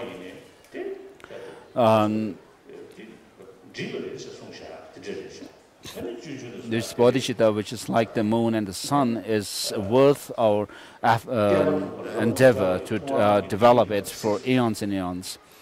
And Shantideva says that the Buddhas, having given thought what is the most beneficial thing in the world, they found that bodhicitta is the only thing that benefits, the best source of well-being for everyone.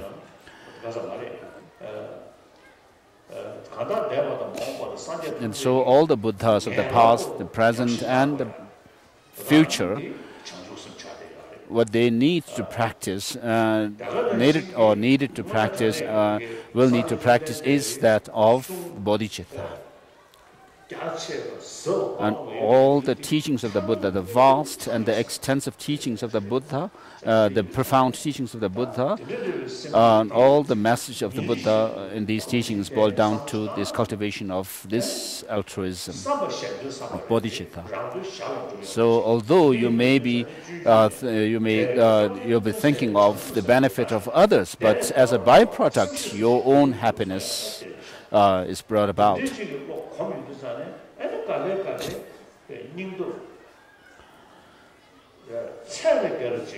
So when you train your minds, then you'll develop a huge, big courage and resilience to work for the benefit of others. And as Shantideva says in the Bodhicharya Avatara, may I become the sustenance for all until the end of this space.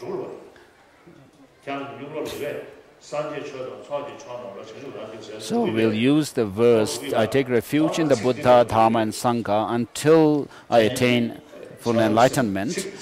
May the merit that I create or gain through the practices of generosity and so forth become cause for me to become a Buddha for the benefit of all sentient beings. So these are the 4 lines that we will repeat after His Holiness.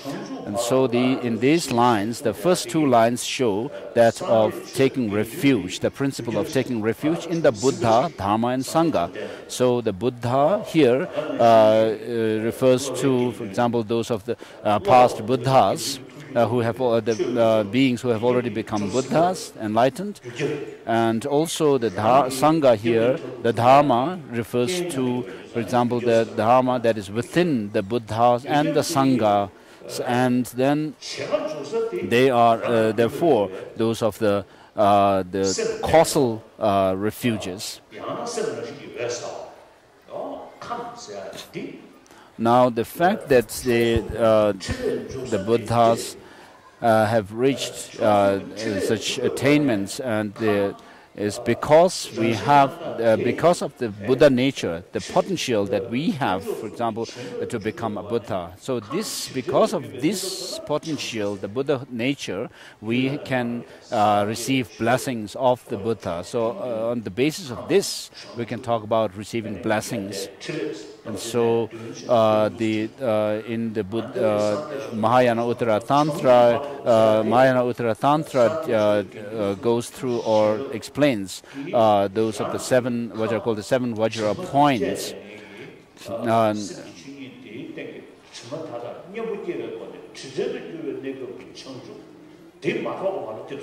So you are saying that I'm going to take refuge in the Buddha, Dharma and Sangha until I become fully enlightened, which means that until you realize your full potential as and become a Buddha. And in order, we have to seed for that, which is that of the natural state of the mind, which is that of the empty nature of the mind. And therefore, the destructive thoughts and emotions and their imprints are something which are not in the intrinsic nature of the mind, but they are temporary. And because the nature of the mind is empty, we can see that these destructive emotions and their imprints are something which we can totally eliminate from our mind stream. And therefore, we have the possibility to become a Buddha. And so you are saying that you are going to become, you wish to become a Buddha for the benefit of all sentient beings. And the next two lines say that. So please kneel on your right knee and say these lines.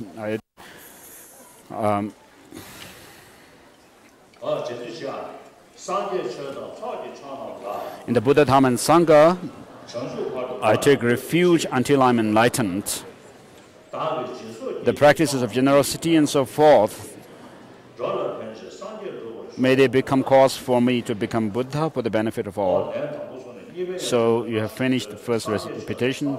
Do it for the second time. I take refuge in the Buddha, Dharma, and Sangha until I'm enlightened. The practices of generosity and so forth I have done, may they become a cause for me to become a Buddha for the benefit of all. Now, at the end of the third repetition, whatever virtues or merits that you have gained, dedicate them for becoming a Buddha for the benefit of all,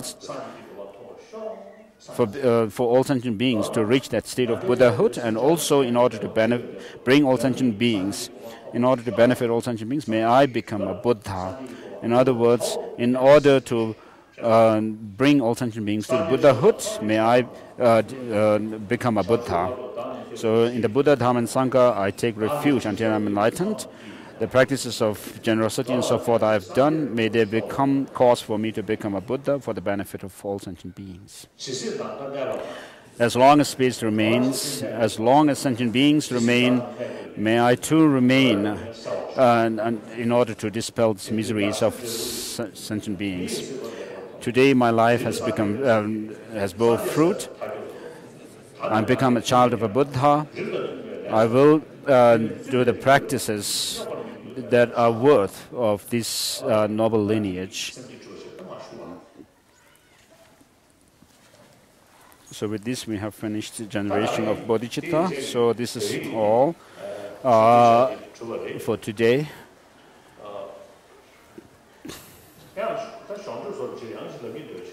I also wanted to say something on the side here.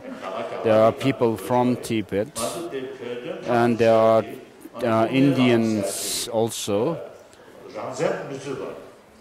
So with regard to the Tibetan struggle, we are not looking for independence. We are not struggling for independent Tibet, but we are following a middle way approach, which is of mutual benefit to both the people, the Chinese as well as the Tibetans. So the most important thing is the intellectuals and students whom I have met in the last 30 or 40 years. I've met many of them, all of them,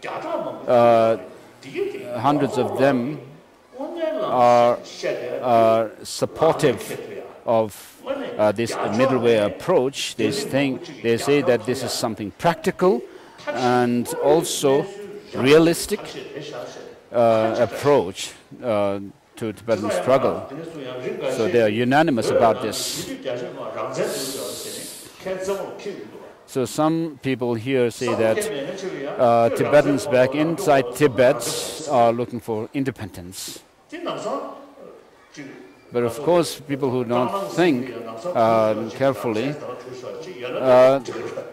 if you ask them, maybe they will say independence. But if independence were what they are looking for, it is not something that we can obtain right away. But we have to be realistic. Although you may have the wish or aspiration for it, but of course we have the right to fight for independence. But despite that fact, who will actually support us if we say we are fighting for independence? Not America, not India, and not the Chinese intellectuals. And so without the support from these different people, and also the Tibetans inside Tibet, hundreds of them, whom I've met hundreds of them, and also recently I met a Tibetan student who said, he graduated from Chinese university, and he said to me that the thousands of students in his universities in China support this middle way approach. They all agree unanimously. And so some here say that some people in exile say that the Tibetans back in Tibet are looking for independence of Tibet. So they should not say this, because there are people like that inside Tibet who agree with the middle way approach.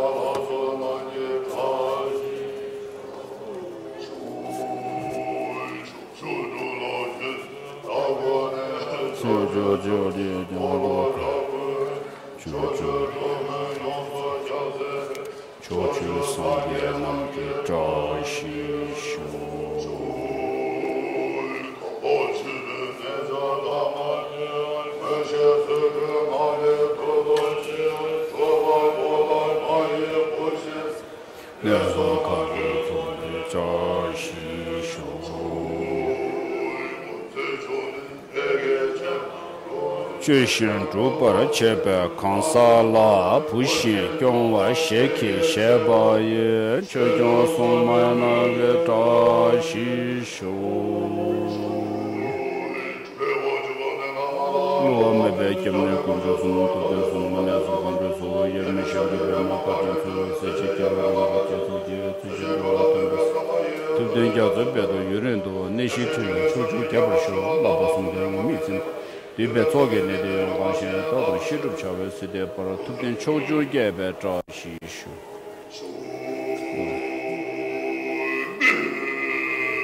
Ne